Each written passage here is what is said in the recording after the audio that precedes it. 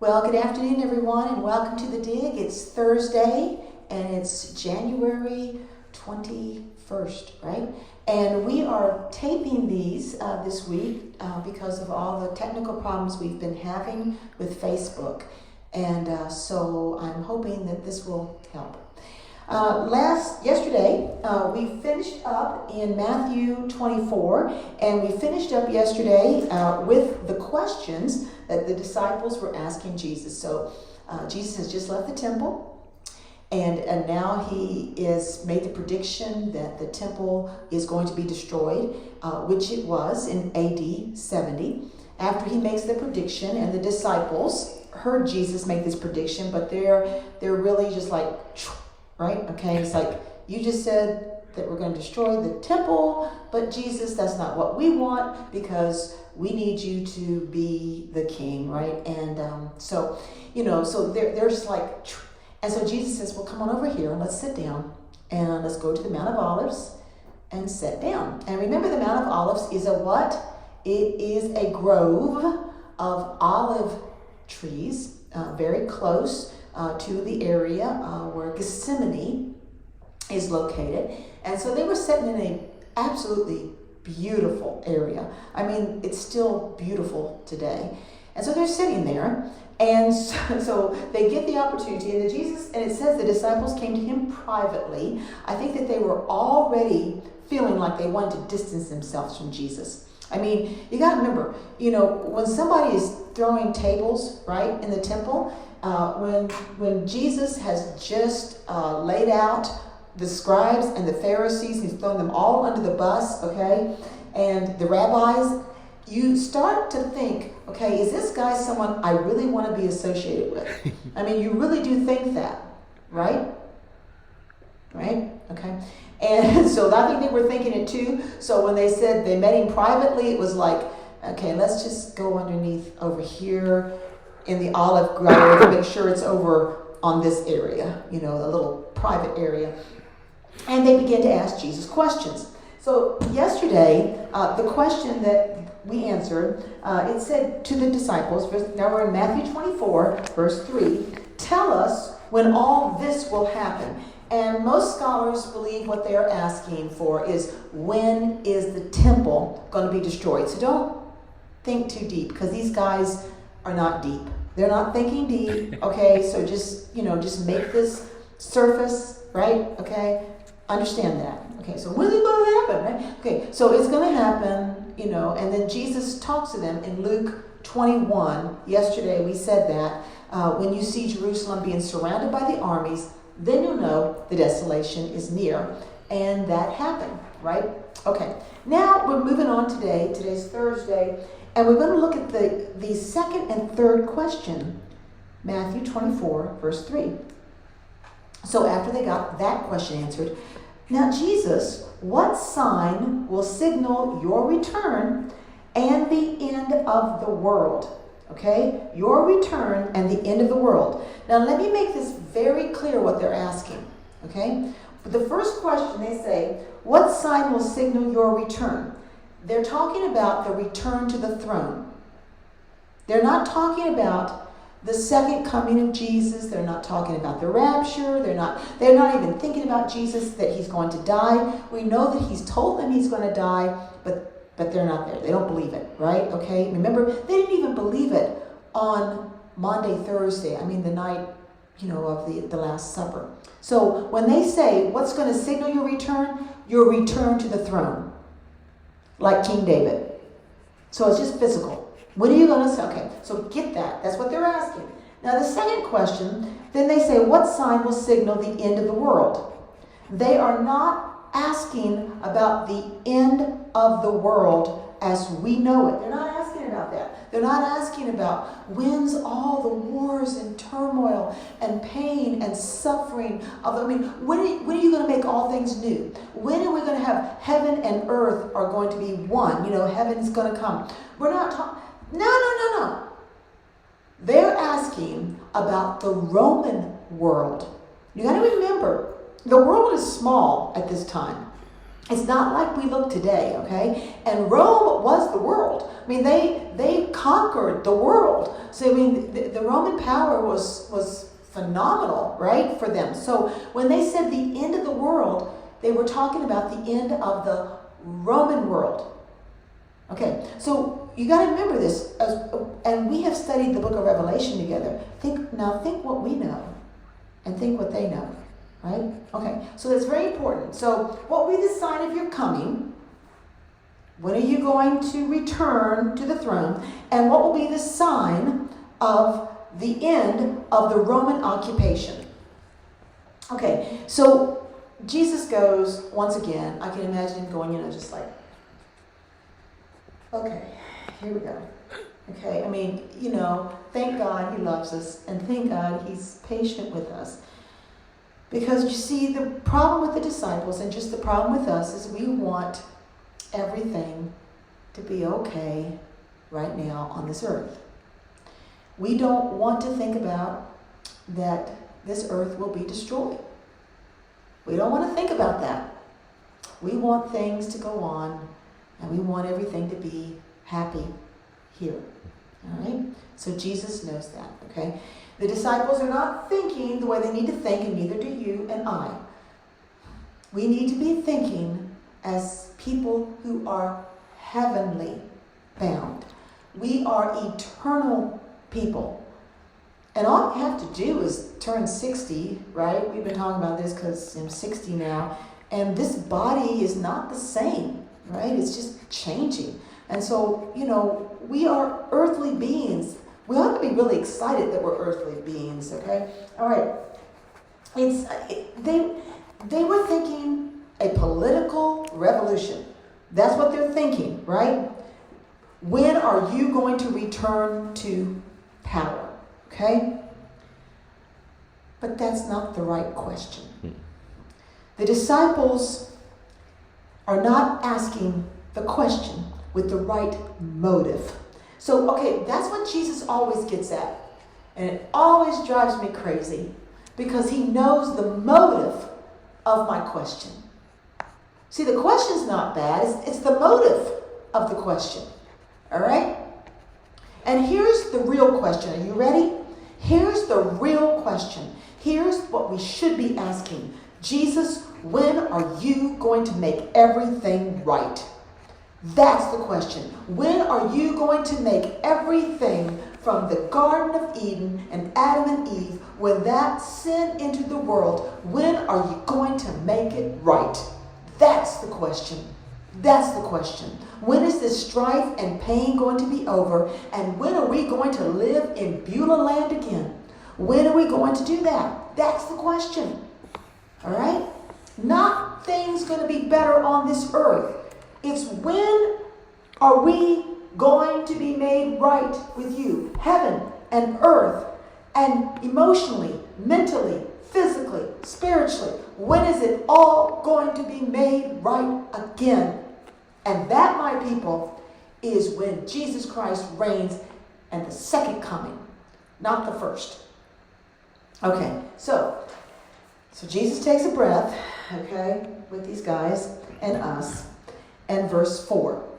Jesus told them, okay, all right, so when are you gonna come in and overthrow the Roman government, and when are you going to sit down on the throne?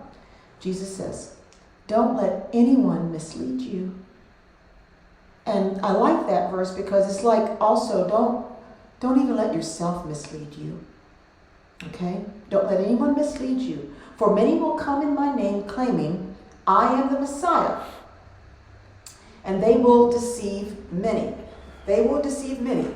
So one of the first signs that he wants to share with people is that there will be a great deception. See that no one deceives you. Deceives you about what? Okay? Deceives you about my purpose. That's what the deception is. Don't let anyone deceive you about why I have come. Don't let anyone, listen to me carefully. That's the deception. Jesus Christ is the Son of God who came to save the world from sin. Don't let anyone deceive you. I must die. I must be resurrected. That's the deception. The deception that I'm going to be a king, right? And I'm going to not die, and I'm just going to be I'm going to be like a King David. That's a deception. The age that Jesus is getting ready to describe is filled with deception. All right, so when you look at this, and it says, don't let anyone mislead you, for many will come in my name claiming, I am the Messiah, and will deceive many. All right? So this has been from the time of Jesus until this time, to where right now. There have been many who have deceived, many who have come and said, I am the way, I am the truth. So Jesus makes it very clear, don't let anyone deceive you. Now, we live in an age when deception is rampant, okay? Jesus was foretelling this. Now look what he says, verse 6. Now you're going to hear, okay? You're going to hear of wars and threats of wars, but don't panic. Yes, these things must take place, but the end won't follow immediately. The end will not follow immediately. Now, Jesus is foretelling a world where we can no longer trust or believe the news. Now, all this stuff has happened. I mean, it's continued to happen. It's been a part of what's happened in order for us to not believe what Jesus Christ has come to teach us, but Satan has used this. Now, I'm going to explain that to you in just a minute, okay? But Jesus is talking about a world where we can no longer believe what our leaders say, a world where we simply cannot separate fact from fiction, a world where what you see is not what you get. That's the deception he's talking about. I had to think about that when we live in a world where what you see is not what you get. I mean, that has come so far now. We have come advanced so much digitally that we can alter photos and videos so much that we cannot begin to know if anything we see is even authentic. I mean, my gosh, I can get a picture taken of myself and they can be altered so much I look like I'm 22. I mean, really, it's unbelievable what we can do with photo. We can photo drop someone in a photo, right, that wasn't even there at the event. Some of that was going on at the Capitol, where people were saying that they were photo dropping people in people's digital photos that were being up on Facebook. They were actually putting people in that weren't even there, right? I mean, that's scary stuff, isn't it? So Jesus is saying you need to watch out. Keep your eye open, okay? You need to test everything. Now look what it says in verse 6 through 8, okay? And it says, I'm going to read verse 6 through 8. Now, before that, don't let anyone mislead you, right? For many will come in my name claiming, I am the Messiah, and they will deceive you. Verse 6. And you will hear of wars and threats of wars, but don't panic. Yes, these things must take place, but the end won't follow immediately. Nations will go to war against nations, and kingdoms against kingdoms. And there will be famines and earthquakes in many parts of the world. But all of this is only the first of the birthing pains, with more to come. With more to come. So what has been happening, I want you to understand this. Since the time of Jesus, since Jesus prophesied this until this day, we have been in the first phase, right, of the birthing pains. Now, I really believe we're in the second phase now, but let's just go with what we've been hearing, all right? So that's why people have said for all these years, there's been wars since the time of Jesus, okay? These are the first birthing pains. The first birthing pains. Now, Jesus is choosing his words from verses 6 to 8 very carefully. Jesus is not giving us signs that the end of the Roman world is coming, okay? And these are not signs of the rapture. Remember, I've already talked to you about this. What Jesus is giving us in this part of Matthew 24 are the characteristics of the age in which we live. This is the age of the first set of birthing pains. And it began, right? It began when Jesus ascended to heaven. All right? Now, I truly believe we are in the second half of the birthing pains. The second half of the birthing pains begins in verse 9. And we're going to talk about that next week. But from the time that Jesus spoke these words on the Mount of Olives until, I'm truly going to say, honestly, until like about the last 5 years, okay, we've been into the birthing pains, the first birthing pains. And you understand what birthing pains are. When you talk about when a woman goes into labor, all right, they are sporadic, right? I mean, you may have one this hour.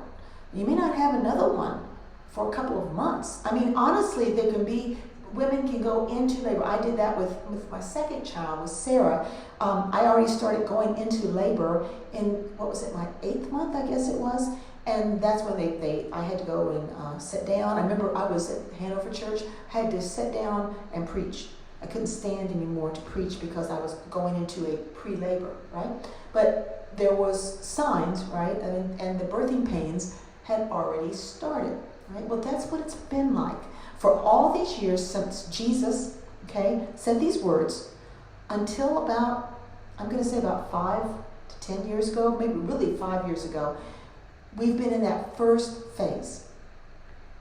The second phase of the birthing pains comes rapidly, and it comes quickly, and it comes very sharply. I mean, the pain is sharp, and it's quick, okay? And you have one pain, and before you know it, you have another pain. That's what's happening. I mean, if you really want to see it, 2020 was the picture, right? The absolute picture of the baby coming. I mean, it's in the birthing canal, people. I mean, this baby's in the canal. I mean, truly. Because that's what you're seeing. All right, so we have COVID, and now we have a strain of COVID. Boom. And then we have another strain of COVID. Boom, right? And then we have racial tension, like unbelievable, right? Boom, right? And then we have people wanting to defund the police. Boom, right? Just keep going on and on. Then we have the most hurricanes that have ever been recorded in all of the weather history were recorded in what year? 2020. Do you hear me? Boom, boom, boom, boom, boom. One after another. Okay? That's why we know that we are in the second part of the birthing pains, which starts in verse 9. Does that make sense? I hope it does, okay? So that's what I want you to see. What this stuff about, which is I think is interesting, nations will go to war against nations. Well, yeah, I mean, that's been going on since the beginning of time. And these wars that will take kingdom against kingdom, famines and earthquakes, all right? These are characteristics of the first portion, right, of the birthing pains.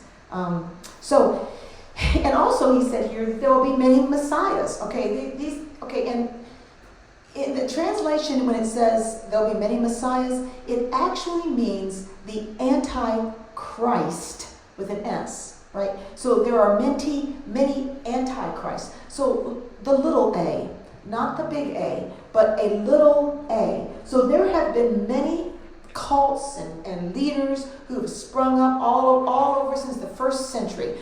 They are called counterfeit antichrist, right? Little a's. And so this right here when it says here, I am the Messiah, what it is a counterfeit Messiah, a counterfeit Messiah. And so we've had that all along, these counterfeit messiahs. It's happening right now. When a mainline church pastor gets up and rejects that Jesus Christ is the only way, he or she is an antichrist. Okay, it's an antichrist. It's not the big A antichrist, but it's a small a. So they're like agents of the antichrist. You hear what I'm saying? Because the antichrist will be revealed after the rapture. So you and I, it will not be revealed until after. I'm not saying the Antichrist could not be living. I believe he is living at this time on this earth. I do believe that because of the the verse that we're getting ready for next week, and we start with verse 9. So I believe he's living. But there are many small antichrists. That's what he's talking about. That's when Jesus says here, many, right here it says, for many will come in my name claiming I am the Messiah. Okay, 2 Peter says this, there will be false teachers among you, and they will secretly introduce destructive heresies. They'll even deny the sovereignty of the Lord.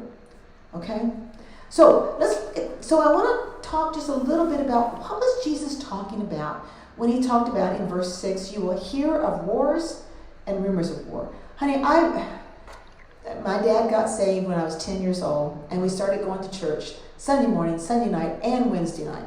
I mean, we never missed.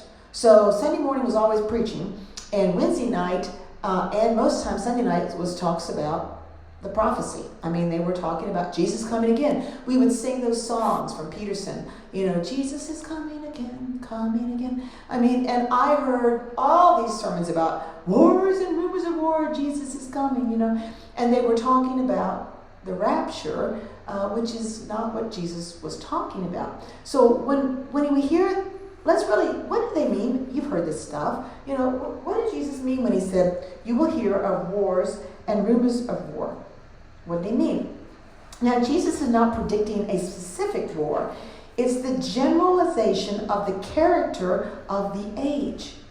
From this time, because they rejected Jesus, there is a continual turmoil between nations. There is a continual war between nations. Now, why is there war? Listen to me carefully. War brings about fear and harm and misery and death. You see, war is a powerful threat to faith. I want you to hear this.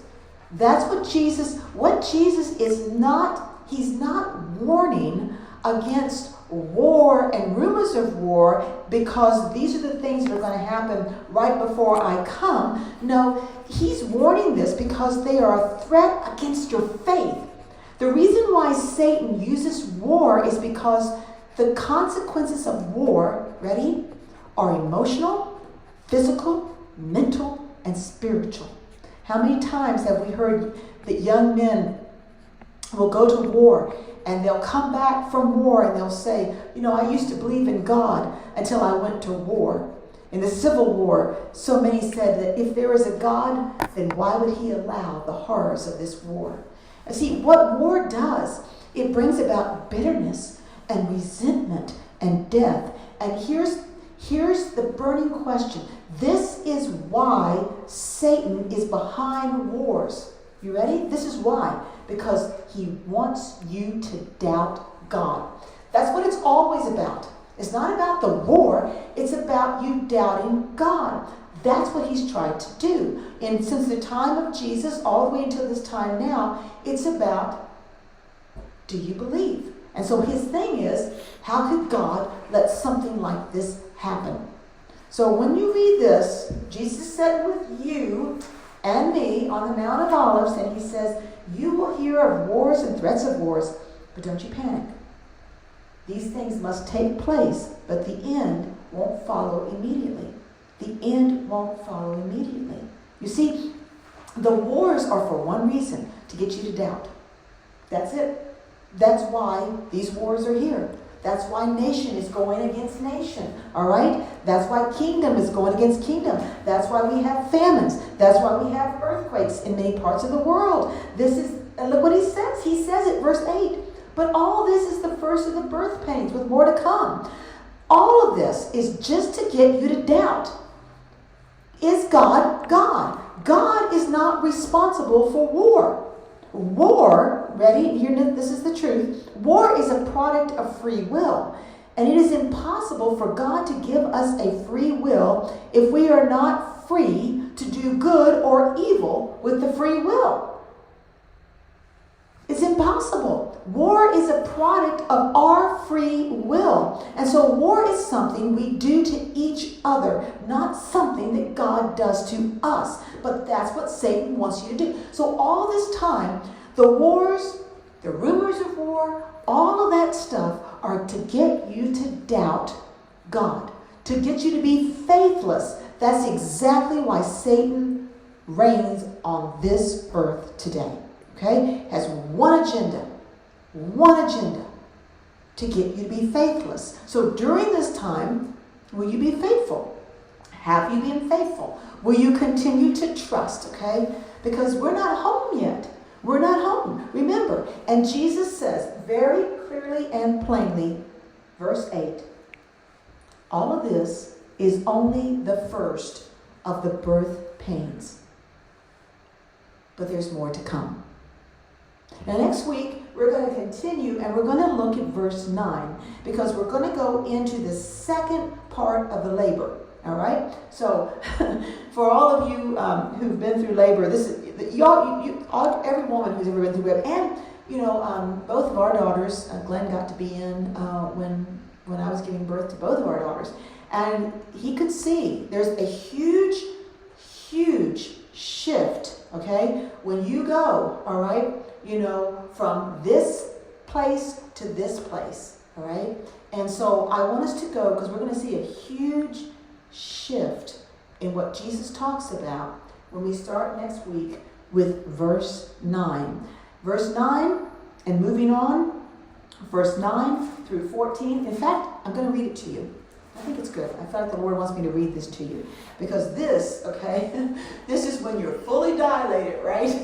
Centimeters are all there, full dilation. This baby's coming, right? Look at this and think about where we are today. Then you will be arrested. I never thought in my 60 years on this earth that I would ever be arrested for being a Christian. Today, I can see that happening. You will be arrested, you will be persecuted. That's already been happening. I'm already persecuted for speaking the gospel of Jesus Christ. You will be arrested, you'll be persecuted, and you will be killed. For the first time in my life, I can see where that if I do not submit to Satan's deception, that I could be killed for my faith. You will be hated all over the world because you are my followers. Did you see that? Who would ever think that within 1 week, all right? I mean, I guess 2 weeks now. 2 weeks from January the 6th until yesterday, right? Because if you're a follower of Jesus and the gospel of Jesus and you call yourself a conservative, right? You are hated and being hunted down to see how you voted and to see what you stand for. I mean, even to the place of if you wear a cross. Do you see what I'm talking about? I mean, this is full dilation. This is the second half. The baby is coming. And many will turn away from me and betray and hate each other. Do you see that? I mean, many will turn because I'm coming. And many false prophets will appear and will deceive many people. That's why it's so important that, we have to be completely connected to the body of Christ, and we have to be connected to the Word of God, period. We must be connected to each other, and we must test everything right now. And I really truly mean that. We must test everything. Look at verse 12. Sin will be rampant everywhere, and the love of many will grow cold. And you know what that means? It's your first love. Verse 13. But the one who endures to the end will be saved. What does that mean? The end of what? The endures to the end. Think about that. The end of what? You see, the end is when we finish. We don't know when that's going to be. Your end will be a different end for me.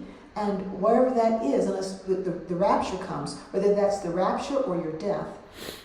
And the good news about the kingdom will be preached throughout the whole world so that all nations will hear it. And then the end will come.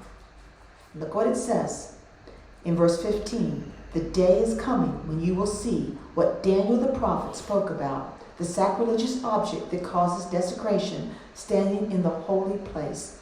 And we know what that is? That's the tribulation.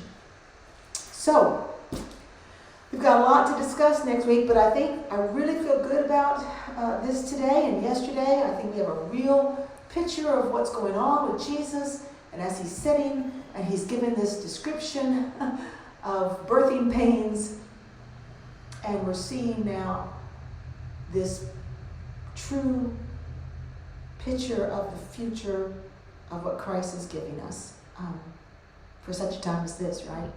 So I will see you next week, and we will pick it up at verse 9.